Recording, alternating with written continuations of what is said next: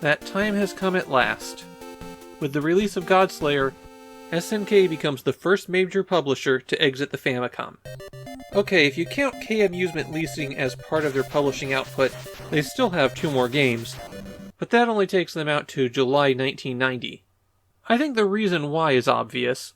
About 2 weeks after Godslayer is released, SNK releases their own console. And while they won't keep things exclusive there forever, it is going to take up all of their efforts for the time being. But for their last game, they've made a big one. The action RPG has been fading into the background on the Famicom after a few years of being the big genre.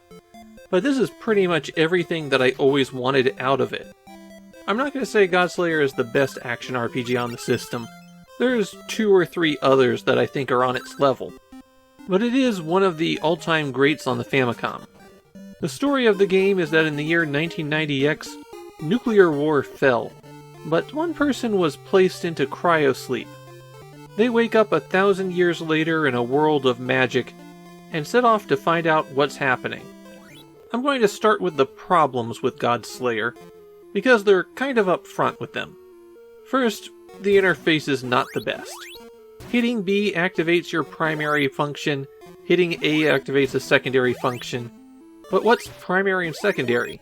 Well, your sword is always primary, and so are any inventory items that you would only use once. Healing herbs, keys, things that you want to hand off to people, all those go to button B, and inventory items override sword attacks.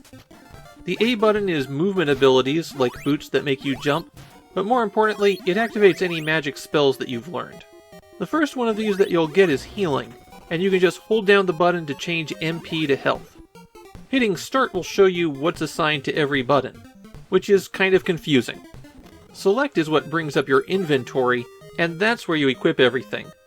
The first page is your actual equipment, the second page are assorted items and your magic. Also on the inventory screen, if you hit start, then that brings up the save menu. You'll have to do a lot of inventory juggling in Godslayer as well.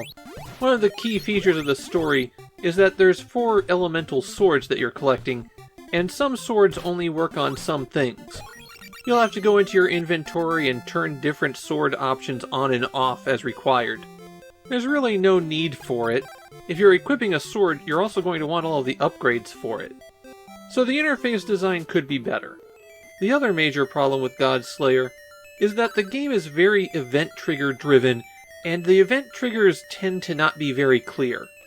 Here's a good example from relatively early in the game.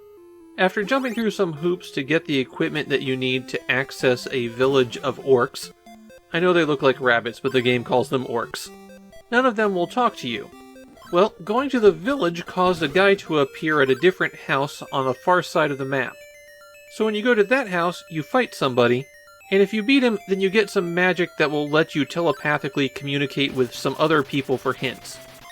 Really, it's about the most useless magic in the game. But learning that spell, that has nothing to do with the orcs, will advance their story so that they'll now talk to you. That's where you'll learn that a kid is lost in the forest outside the village, and that kid wasn't there until you've done all of those previous steps. From there, the things that you have to do to advance become more obvious. But this isn't the only time in Godslayer where the plot advances on completely unconnected events. So that's what's wrong with Godslayer. But the thing is, everything else about it is pretty good. You can hold down the B button to charge up your sword to do distant attacks. You have to stand still to do it, and as you progress you can get orbs that will let you charge to level 2, and bracelets that will let you charge to level 3. At level 2, the swords destroy barriers. At level 3, they do a big area-clearing attack. The moment-to-moment gameplay in Godslayer is pretty good. It's fun to fight the enemies, and especially the bosses. One unfortunate thing is that if you want to stay on top of your equipment, then you're going to have to grind a lot. Particularly early on, you just don't have enough money to cover your equipment. But I find the game easy enough that you really don't have to always have the top of the line.